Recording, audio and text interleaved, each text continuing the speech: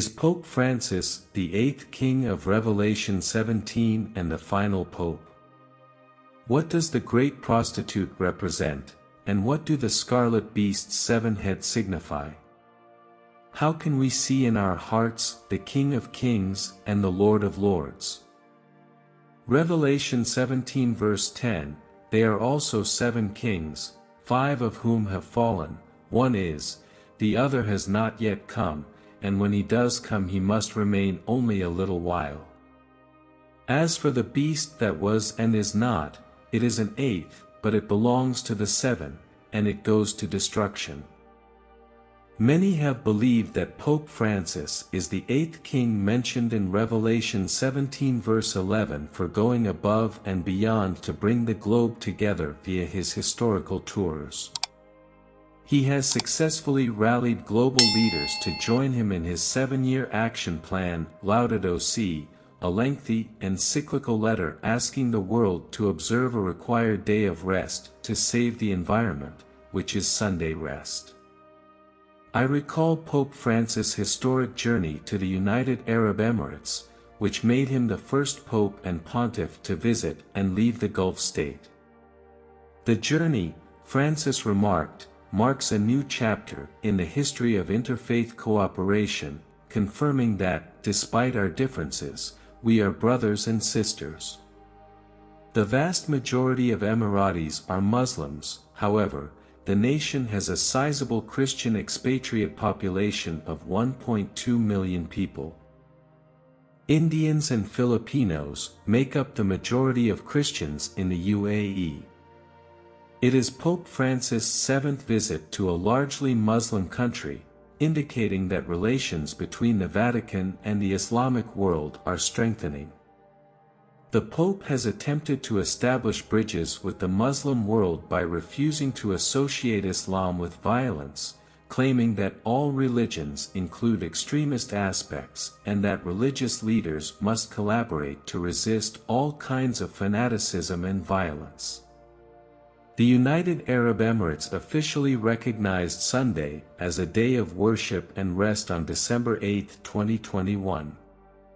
It took some time, but it appears that Pope Francis's first visit to the UAE in 2019 to call for Christians in the country was fruitful and successful.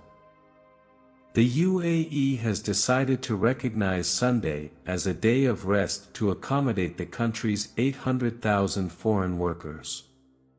The concern of how Muslims would sustain Sunday observance was posed, but that question now has an answer and a reality.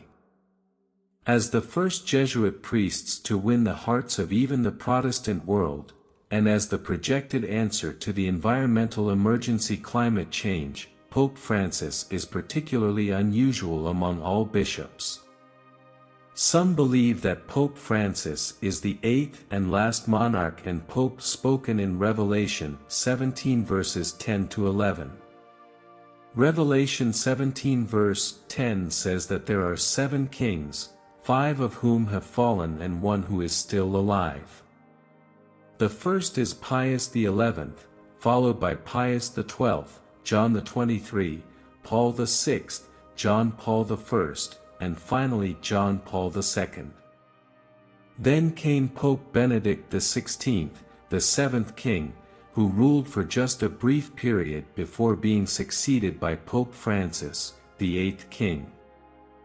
This end-time apostate religion system is described in Revelation 17 as a prostitute riding on the beast, seducing the earth's population.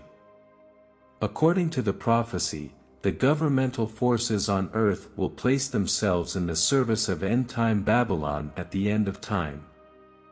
John is invited to attend the judgment of the big prostitute by one of the 7 angels with the 7 bowls in Revelation 17 verse 1.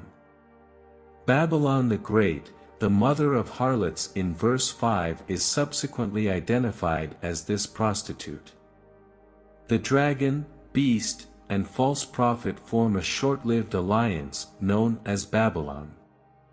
Each has its past, but in the end, deception and compulsion bring them together.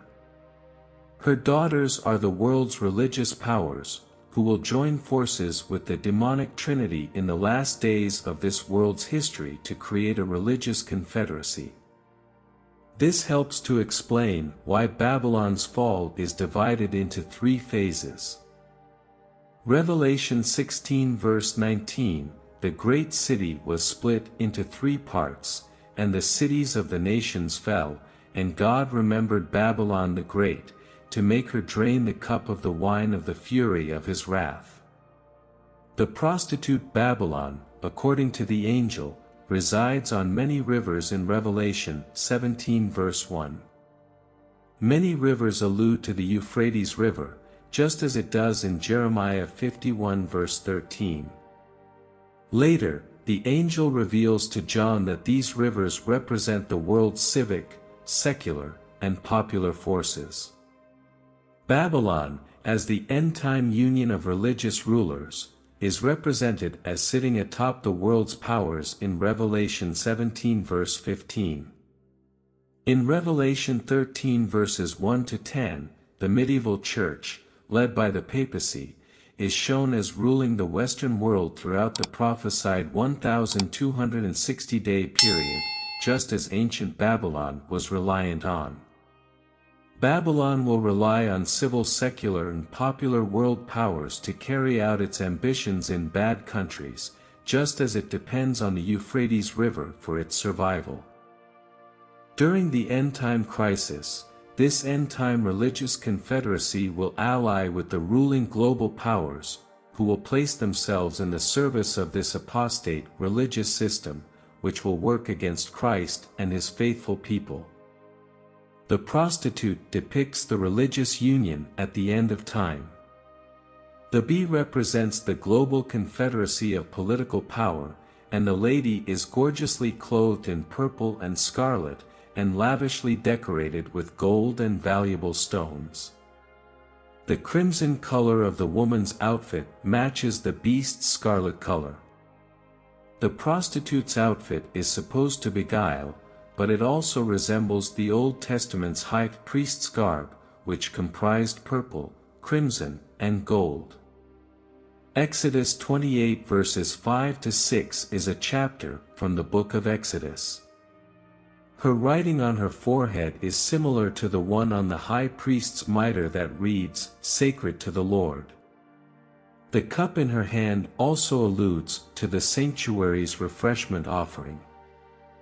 All of this shows that the Babylon of Revelation 17 is a religious system rather than a political entity, and that it is Satan's strong instrument for deceiving and seducing the world into apostasy.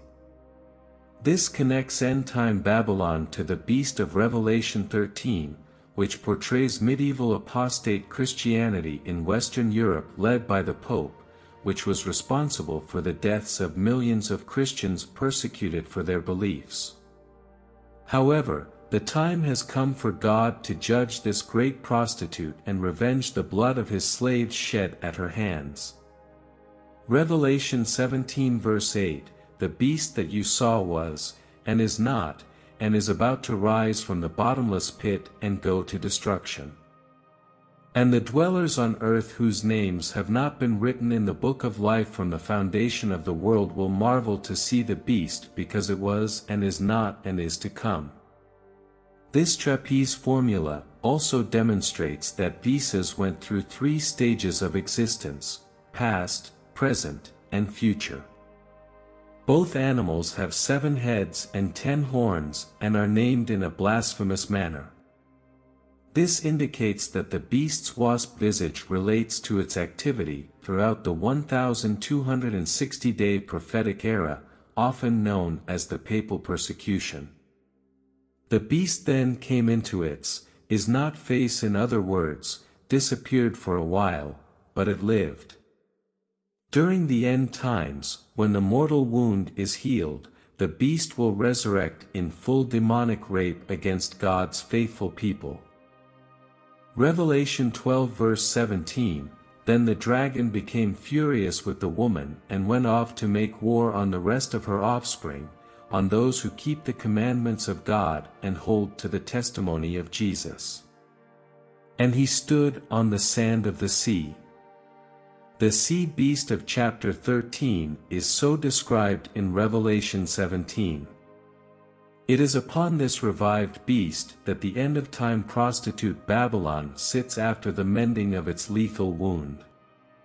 As a result, this end-of-the-world religious system, which will play a crucial part in the ultimate struggle, is a continuation of the religious political authority that has oppressed and harmed God's people for the past 1,260 years.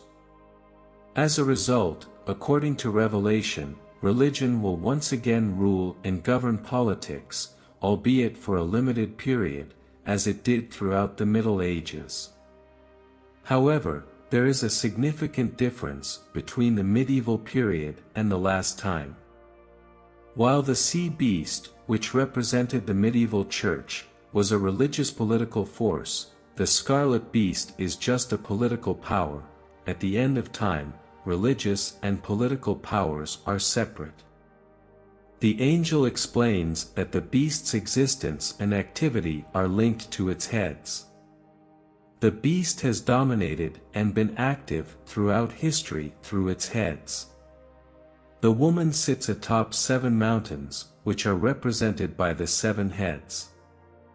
In Revelation 17 verse 9, the Greek word oris means mountain, not hill, as some translators claim, implying that the city of Rome, which is built on 7 hills, may be seen in the scripture.